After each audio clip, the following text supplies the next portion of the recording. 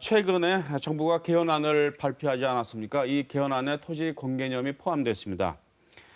그래서 이 토지 공개념에 대한 주목이 쏠리고 있고 또 이견도 많습니다만 먼저 토지 공개념의 개념에 대해서 알아보고서 토론을 시작했으면 합니다.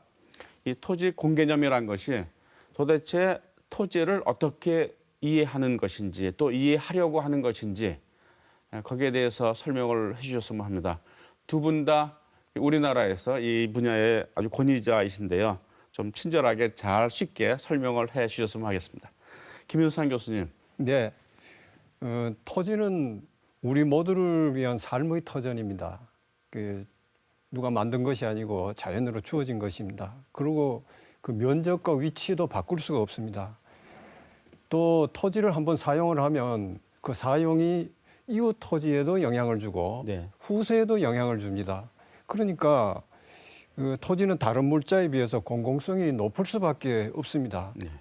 그러니까 이런 인식을 토지 공개념이라고 보통 이야기를 하죠. 그런데 우리나라에서는 과거에 부동산 투기를 막는 그런 수단으로 토지 공개념이라는 말이 많이 나왔기 때문에 정부에서도 그렇고 일반 국민도 그렇고 부동산 투기와 연결시켜서 토지 공개념을 이해하는 분이 많으시죠. 주석기 박사님. 네, 국민들의 생활, 특히 자산의 가장 큰 비중이 사실은 이제 부동산이라고 볼 수 있는데요. 네. 전체 아마 국민들 대부분이 보유하고 있는 자산의 한 70% 이상이 부동산으로 구성이 되어 있습니다. 네. 이 부동산 가운데 이제 가장 대표적인 것이 이제 토지라고 볼 수 있고요. 우리 민법에도 부동산이라고 하면 토지 및 그 정착물로 되어 있는데 네. 이 부분에 대해서 사실은 사유재산권의 가장 기본적인 대상이기도 합니다만 네. 이 부분과 관련해서 토지 교수님께서도 앞서서 말씀을 하셨지만 토지는 아무래도 기본적으로 사유재산권의 대상이지만 공공성이 포함되어 있다고 볼 수가 있고요. 네. 그 공공성을 감안해서 토지의 사용이나 이용 과정에 있어서 또는 어떤